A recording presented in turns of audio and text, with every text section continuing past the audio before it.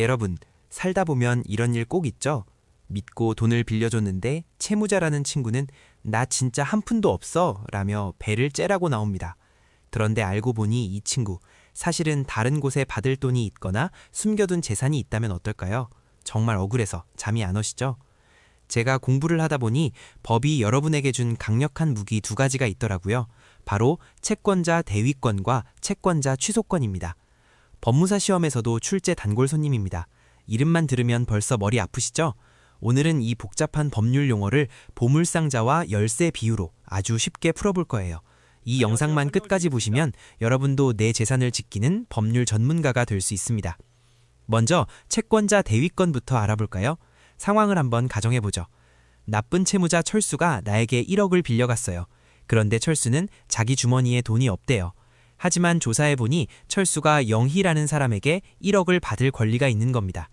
여기서 철수의 권리를 보물상자를 열 수 있는 열쇠라고 해봅시다. 철수가 그 열쇠를 돌려서 영희한테 돈을 받아오면 나한테 갚을 수 있는데요. 이 친구가 일부러 열쇠를 주머니에 넣고 안 꺼내는 거예요. 자기가 돈을 받아봤자 어차피 나한테 줘야 하니까요. 이때 내가 나서는 겁니다. 철수야, 너 열쇠 사용 안 할 거야? 그럼 내가 너 이름표 달고 가서 그 열쇠 대신 사용한다. 이게 바로 채권자 대위권입니다.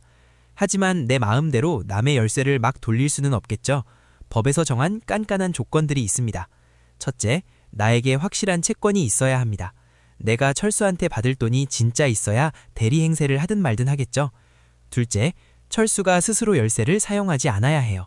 철수가 이미 영희랑 싸우고 있거나 돈 달라고 독촉 중이라면 내가 끼어들 자리는 없습니다. 셋째, 가장 중요한 건데요. 철수의 주머니가 텅텅 비어 있어야 합니다. 철수가 다른 재산이 많다면 굳이 내가 영희네 보물상자까지 건드릴 필요는 없다는 거죠. 물론 특정 물건을 받아야 하는 경우에는 예외도 있습니다. 넷째, 철수의 채권도 유효기간이 돌아와야 합니다. 영희가 아직 돈 줄 때가 안 됐는데 가서 열쇠 달라고 하면 안 되겠죠? 자, 여기까지가 대위권의 기본 입구입니다. 그런데 여기서 정말 재미있는 반전이 하나 있어요. 내가 대신 열쇠를 돌려서 상자를 열었는데 그 금화를 내가 직접 가져갈 수 있을까요? 원칙은 철수 주머니로 들어가야 하지만 여러분이 가장 궁금해하실 내가 직접 받는 비법이 있습니다.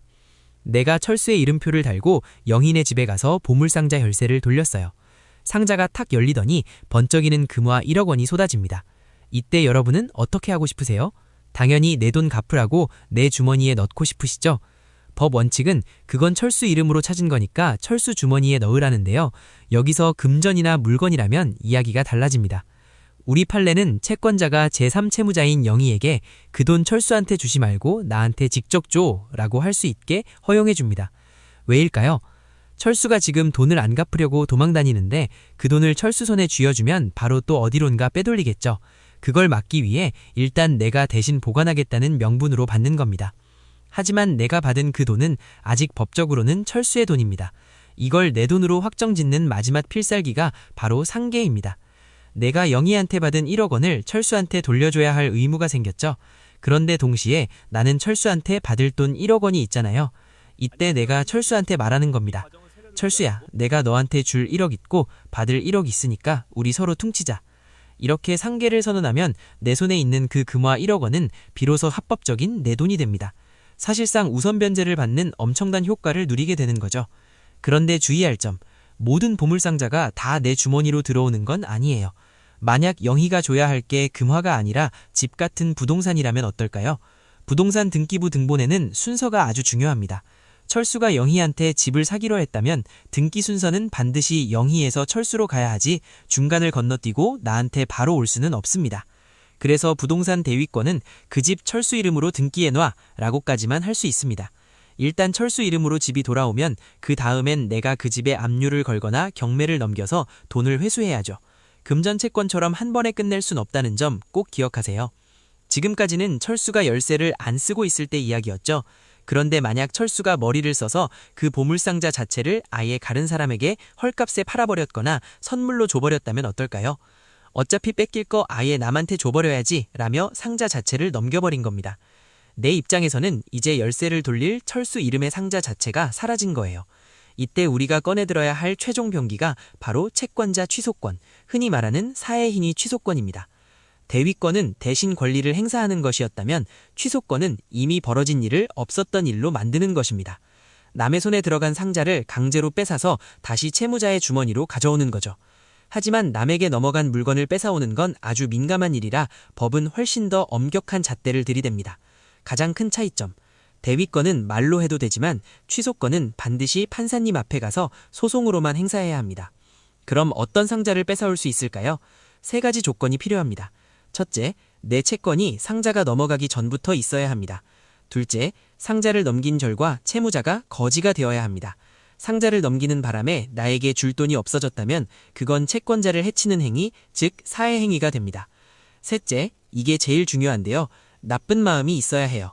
채무자도 그 상자를 받은 사람도 이거 주고받으면 채권자가 돈 못 받겠지? 라는 걸 알고 있었어야 합니다. 그리고 이 무기에는 아주 짧은 유효기간, 제척기간이 있습니다. 채무자가 나쁜 짓을 해서 상자를 넘겼다는 사실을 안 날로부터 1년, 그리고 그 일이 있은 날로부터 5년 안에 소송을 걸어야 합니다. 이 시간이 단 1초라도 지나면 법은 더 이상 여러분의 편을 들어주지 않습니다. 자, 힘들게 소송해서 이겼습니다. 판사님이 그 상자 다시 철수한테 돌려줘 라고 판결했습니다. 그럼 상자를 어떻게 돌려받을까요? 상자가 그대로 있다면 원물 반환으로 등기를 다시 철수 이름으로 돌려놓고 상자가 망가졌다면 가액 배상으로 돈으로 물어내라고 할 수 있습니다. 그런데 여기서 아주 중요한 개념이 나옵니다. 바로 상대적 효력입니다. 판결문에 거래를 취소한다고 적혀 있어도 이건 법적으로 나와 수익자 사이에서만 취소된 겁니다. 상자가 철수 주머니로 돌아왔어도 법적으로 이 상자의 주인은 여전히 수익자라는 뜻이죠. 이 상자는 오로지 채권자들에게 돈을 갚기 위한 용도로 잠시 철수 이름으로 돌아온 거예요. 그래서 철수가 상자가 다시 내 이름으로 왔네? 이걸 다른 데 또 팔아야지 라며 상자를 처분하면 법원은 이걸 권리 없는 자의 처분이라서 무효로 봅니다. 또 하나, 대위권과 결정적인 차이가 있습니다. 대위권은 내가 상계 기술을 쓰면 나 혼자 가질 수 있었죠. 하지만 취소권으로 회복된 재산은 모든 채권자를 위한 공동 잔보가 됩니다. 내가 고생해서 뺏어왔어도 다른 채권자들이 있다면 법적 절차에 따라 공평하게 나눠 가져야 합니다. 나 혼자 낼름 먹는 건 불가능하다는 뜻이죠. 자, 이제 긴 여정의 끝입니다. 대위권과 취소권 딱 정리해 드릴게요. 채무자가 가만히 있다면 남의 열쇠를 대신 돌리는 대위권입니다. 채무자가 사고를 쳐서 재산을 넘겼다면 남의 상자를 뺏어오는 취소권입니다. 내 주머니로 바로 넣고 싶고 변호사 없이 내용 증명으로 해결하고 싶다면 대위권이 유리하죠. 하지만 반드시 법원 판결이 필요하다면 그건 취소권입니다. 특히 취소권은 사실을 안 날로부터 1년의 시간 제한, 절대 잊으시면 안 됩니다. 마지막으로 부동산 사례 하나만 짚고 갈게요. 취소 소송으로 집을 철수 이름으로 돌려놨는데 철수가 이걸 또 제3자에게 팔면 어떻게 될까요? 절대 안 됩니다. 철수는 이름만 올라가 있을 뿐 실제 주인이 아니거든요.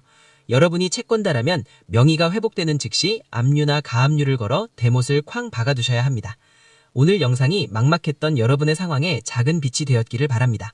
혹시 내 상황이 대위권인지 취소권인지 헷갈리신다면 댓글로 남겨주세요. 오늘 내용이 유익했다면 구독과 좋아요, 알림 설정까지 꼭 부탁드립니다. 법무사 수험생인 저로서는 여러분과 같이 공부하고 성장하고 싶습니다. 다음 영상은 상계에 대해 알아보려고 합니다. 지금까지 이웃집 법무사 수험생 채널이었습니다. 감사합니다.